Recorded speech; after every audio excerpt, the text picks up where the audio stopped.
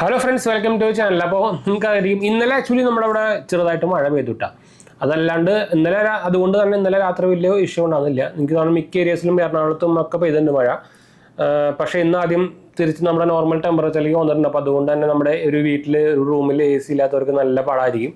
അപ്പോൾ ഞാൻ തന്നെ എനിക്ക് ഇപ്പോൾ വർക്ക് ഫ്രം ഹോം ആയതുകൊണ്ട് തന്നെ നമ്മുടെ വീഡിയോ ആദ്യമായിട്ട് കാണാനാണെങ്കിൽ എൻ്റെ പേര് അജയ്, ഞാനൊരു ഫൈനാൻഷ്യൽ അനലിസ്റ്റ് ആണ്. നമ്മൾ ടെക്കിലും ഫിനാൻഷ്യലും എക്സ്പീരിയൻസ് ആണ്, ക്വാളിഫൈഡ് ആണ് കേട്ടോ.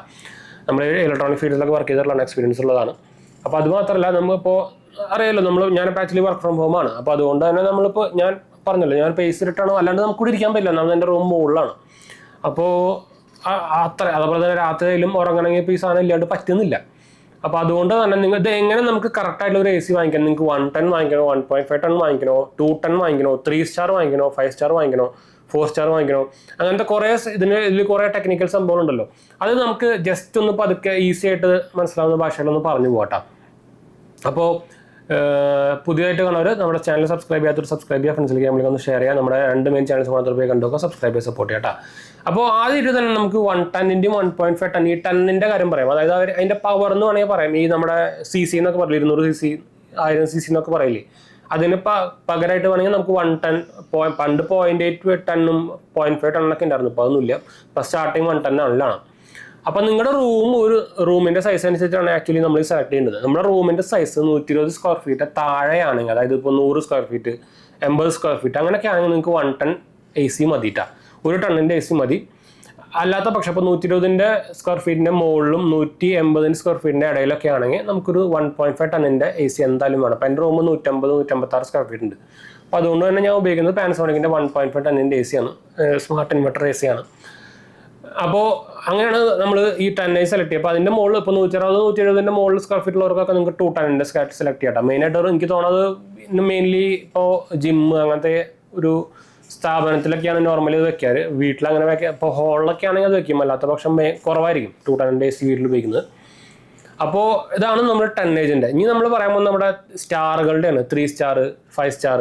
അപ്പോൾ നിങ്ങളുടെ യൂസേജ്, നിങ്ങളുടെ AC യൂസേജ് കണ്ടിന്യൂസ്ലി ഒരു 5-6 മണിക്കൂറിൻ്റെ മുകളിൽ, അതായത് ഇപ്പോൾ ഒരു 8 മണിക്കൂർ കണ്ടിന്യൂസ്ലി ഉപയോഗിക്കുന്നുണ്ടെന്ന് വിചാരിക്കുക. അങ്ങനെയാണെങ്കിൽ നിങ്ങൾക്ക് എന്തുകൊണ്ടും ബെറ്റർ 5 സ്റ്റാർ AC എടുക്കായിരിക്കും. അല്ലാത്ത പക്ഷം നിങ്ങൾ 3 സ്റ്റാർ AC എടുത്താൽ മതി.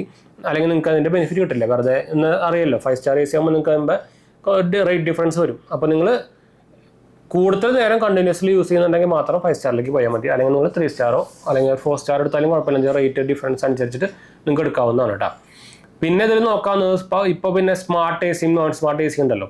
അപ്പോൾ എത്രയും പെട്ടെന്ന് ബെറ്റർ സ്മാർട്ട് ACകളാണ്. എന്താ വെച്ചാൽ നമുക്ക് കുറച്ചും കൂടി ചിപ്പ് ലെവൽ എനർജി എഫിഷ്യൻസി വരുന്നുണ്ട്. അതുപോലെ തന്നെ നിങ്ങൾക്ക് റിമോട്ടില്ലാണ്ട് ഇപ്പോൾ ആപ്പ് ത്രൂ ഒക്കെ നമുക്ക് സുഖമായിട്ട് കൺട്രോൾ ചെയ്യാം.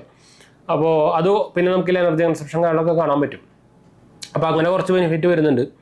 പക്ഷേ അത്രയും റേറ്റ് ഡിഫറൻസ് ഉണ്ടെങ്കിൽ, അതായത് നോൺ സ്മാർട്ട് ACയും സ്മാർട്ട് ACയും തമ്മിൽ അത്രയും റേറ്റ് ഡിഫറൻസ് ഉണ്ടെങ്കിൽ ഞാൻ സ്മാർട്ട് AC തന്നെ എടുക്കണം നിർബന്ധമില്ല. അതിനുള്ള ബെനിഫിറ്റ് ഒന്നും ആക്ച്വലി ഇതിനില്ല. ജസ്റ്റ് നോക്കിക്കഴിഞ്ഞാൽ ഒരു 50% ഗീമിത്തൊക്കെ വേണമെങ്കിൽ പറയാം ഇപ്പോൾ സ്മാർട്ട് ACകളുടെ. പക്ഷേ യൂസേജ് ഉണ്ട് ചിലർക്ക്. ഇപ്പോൾ നിങ്ങളുടെ ഒരു വീടൊക്കെ ഫുള്ളി സ്മാർട്ട് കൺട്രോളൊക്കെ ആണെങ്കിൽ നിങ്ങൾക്ക് നല്ല യൂസ് വരും.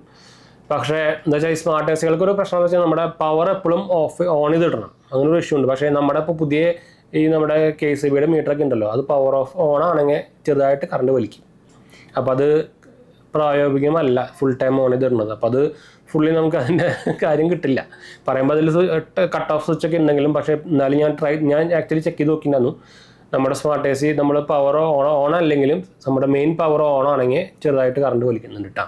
അപ്പോൾ അത് നോക്കാൻ മറക്കണ്ട. അപ്പോൾ അത് ഡിപ്പെൻസ് ഇപ്പോൾ നിങ്ങളുടെ ബഡ്ജറ്റും കാര്യങ്ങളൊക്കെ നിങ്ങൾക്ക് സ്മാർട്ടോ നോൺ സ്മാർട്ടോ. പക്ഷേ 2025 ആയതുകൊണ്ട് തന്നെ സ്മാർട്ട് ആയിരിക്കും കുറച്ചുകൂടി ബെറ്റർ എന്ന് മാത്രമേ ഉള്ളൂ കേട്ടോ.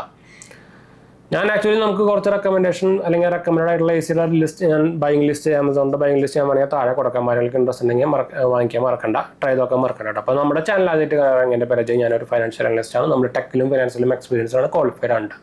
അതുപോലെ തന്നെ നമ്മൾ Instagram പേജിലും ടെലിഗ്രാം ചാനൽ അവൈലബിൾ ആണ്. നിങ്ങൾക്ക് അതിൽ വേണമെങ്കിൽ മെസ്സേജ് ചെയ്യാം. പേജ് കൂടെ അടിച്ചാൽ മതി. ലിങ്ക് ഞാൻ ഡിസ്ക്രിപ്ഷൻ കൊടുക്കുന്നുണ്ട്. അതിൻ്റെ അപ്പോൾ ഇതാലോ അടുത്ത വീടാണോ.